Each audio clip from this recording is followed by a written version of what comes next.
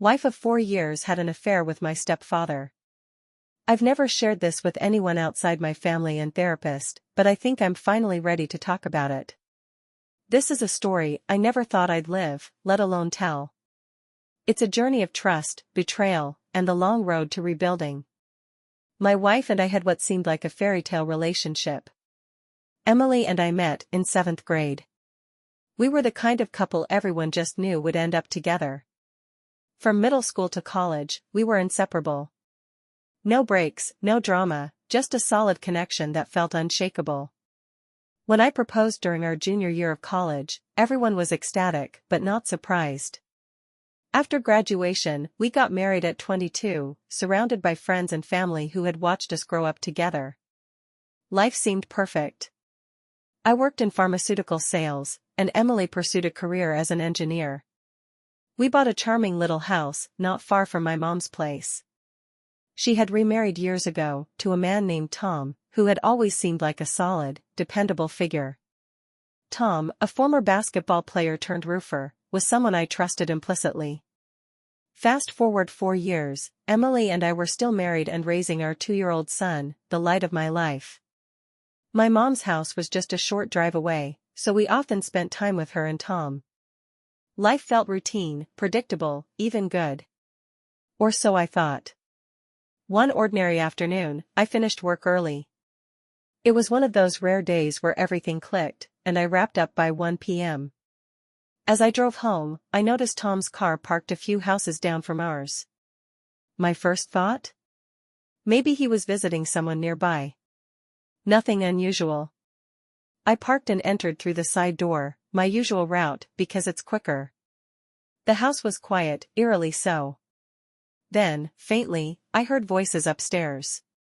My stomach tightened. Something felt off. I walked upstairs, each step heavier than the last, and opened the bedroom door. Inside, my world collapsed. Emily and Tom were there together. The shock hit me like a tidal wave, leaving me frozen in place. For a few agonizing seconds, they didn't even notice me standing there. When they finally did, their faces betrayed a mixture of guilt and panic. I couldn't process what I was seeing. This wasn't just a betrayal, it was an earthquake that shook the foundation of everything I thought I knew. I left without a word, my mind racing. My wife. My stepfather. In my home. It was incomprehensible. The days that followed were a blur of disbelief and confrontation. Emily's explanation? I just needed something different. That's all she offered. No timeline, no deeper reasoning. It was as if she'd trivialized everything we'd built together. Telling my mom was one of the hardest things I've ever done. Her reaction, shock, heartbreak, and anger, mirrored my own. Tom was immediately kicked out, and I've heard through the grapevine that he's staying with some friends. Good riddance. And yes, I got a paternity test. Thankfully, my son is mine. That small reassurance felt like a life raft in a stormy sea. The divorce process is ongoing, and every step feels like a fresh wound. Emily's attempts to reach out are met with indifference on my part. Her words, her excuses, ring hollow. I'm focused on protecting my son and rebuilding my life, piece by piece. Therapy has been a lifeline. My therapist helped me confront the doubts that plagued me. Was this somehow my fault? Could I have done something differently? Ultimately, I've come to understand that Emily's actions were her choice, a reflection of her, not me. Through this ordeal, I've learned to set boundaries. I've realized that avoiding conflict doesn't make you easygoing, it often leaves you vulnerable. Setting boundaries has been challenging but empowering, a step toward reclaiming my self-respect. My mom and I have grown closer through this shared betrayal. We've spent countless evenings talking, supporting each other, and finding solace in our bond.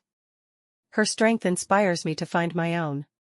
Professionally, I've channeled my energy into my work. Hitting targets and mentoring newer reps has been a productive outlet, a way to remind myself of my capabilities. Fatherhood, however, remains my greatest joy. My son's laughter is like sunlight breaking through storm clouds, a constant reminder of what truly matters. There's another piece to this story, though. Something I haven't shared yet. In the weeks after discovering the betrayal, I started noticing little signs that made me question what else I didn't know. An offhand comment from Emily about Tom's helpfulness around the house months ago now seemed suspicious. A few memories of odd interactions between them, ones I had dismissed as friendly, took on a new, sinister light. It's like peeling back layers of a rotten onion, each revelation more painful than the last. One night, unable to sleep, I dug through old messages on Emily's phone. I'd avoided doing this for weeks, thinking it would only add to my pain. But curiosity, or maybe desperation, got the better of me. What I found was a series of cryptic texts between her and Tom. They weren't explicit, but the tone was unmistakably inappropriate. They talked about meeting up when I was working late, about keeping things discreet. The realization hit me like a punch to the gut. This wasn't some impulsive mistake.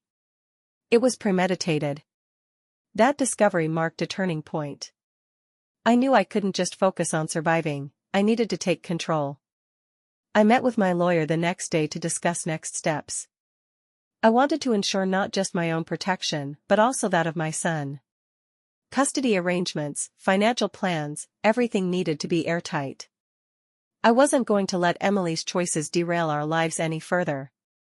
As for Emily, our interactions are strictly about co-parenting now.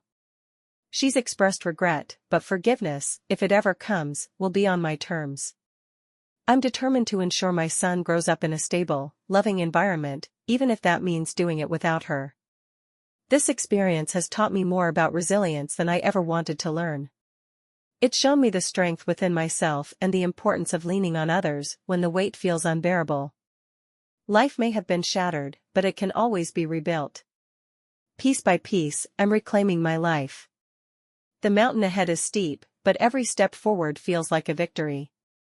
And as I climb, I'm learning that the journey is just as important as the destination. Thank you for watching. Don't forget to subscribe and like.